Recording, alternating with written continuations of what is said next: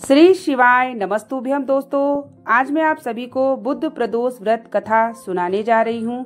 जो भी प्रदोष व्रत कथा श्रवण करता है या सुनाता है या भगवान शिव की प्रदोष के दिन भक्ति करता है, वह भगवान शिव का प्रिय होके उसकी समस्त कामना महादेव अवश्य पूर्ण कर देते हैं। तो आप सभी ध्यान पूर्वक बुद्ध प्रदोष व्रत कथा जरूर श्रवण करिए और महादेव की भक्ति प्रदोष के दिन अविरल जरूर करिए। सूत जी बोले, ऋषियों, अब मैं आपको बुद्ध प्रदोष त्रयोदशी प्रदोष की कथा सुनाता हूँ, ध्यान पूर्वक सुनिए। प्राचीन काल की कथा है। एक पुरुष का नया नया विवाह हुआ था। वह गौने के बाद दूसरी बार पत्नी को लिवाने अपने ससुराल पहुंचा और अपनी सास से कहा कि बुधवार के दिन ही पत्नी को लेकर नगर जाएगा। उस पुरुष के सास ससुर ने बोला, साले सालियों ने उसको बहुत समझाया कि बुधवार को पत्नी को विदा कराकर ले जाना शुभ नहीं है, लेकिन वह पुरुष अपनी जिद से टस से मस नहीं हुआ। विवश होकर सास ससुर ने अपनी जामाता और पुत्री को भारी मन से विदा किया। पत्नी और पति बैलगाड़ी में चले जा रहे थे। नगर के बाहर निकलते ही पत्नी को प्यास लगी।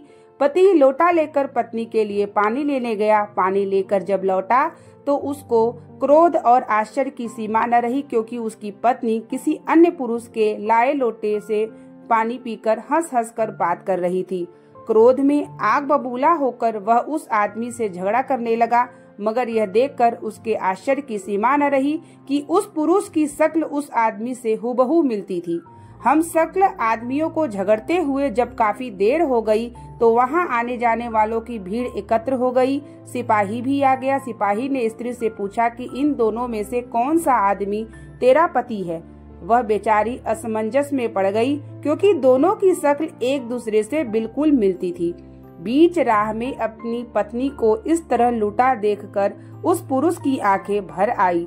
वह शंकर भगवान से प्रार्थना करने लगा कि हे भगवान, आप मेरी और मेरी पत्नी की रक्षा करें। मुझे बड़ी भूल हुई जो मैं बुधवार को पत्नी को विदा कराकर लाया। भविष्य में ऐसा अपराध कदापि नहीं करूंगा। उसकी वह प्रार्थना जैसे ही पूरी हुई कि दूसरा पुरुष अंतर्धान हो गया और वह पुरुष सकुशल अपनी पत्नी के साथ अपने घर पहुंच गया। उस दिन के बाद पति पत्नी पूर्वक बुधवार प्रदोष व्रत करने लगे। तो इस तरीके से बुद्ध प्रदोष व्रत की कथा है। और महादेव की जब भी प्रदोष पड़ती है, जो भी वार की प्रदोष पड़ती है, अलग अलग उसका फल प्राप्त होता है। और जो भी 1 वर्ष तक या आजीवन प्रदोष व्रत कथा पढ़ता है, पूजा विधि विधान से करता है भगवान शिव का, वह भगवान शिव का प्रिय हो जाता है और उसकी समस्त कामना महादेव जरूर पूर्ण कर देते हैं।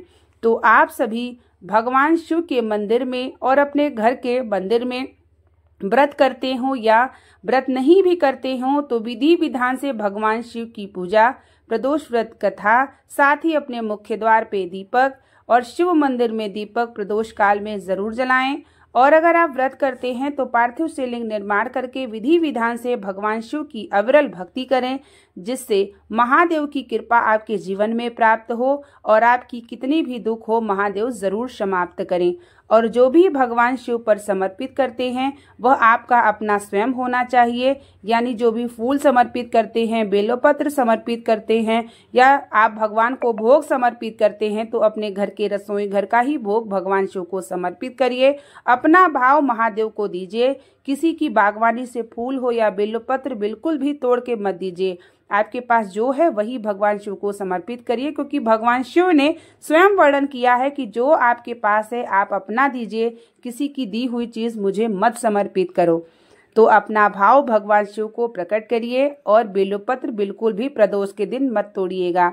भगवान शिव की अविरल भक्ति में लगे रहिए। शिव की कृपा होती है तो एक न एक दिन आपका दुख भी समाप्त होता है और भगवान शिव की अविरल भक्ति प्राप्त होती है।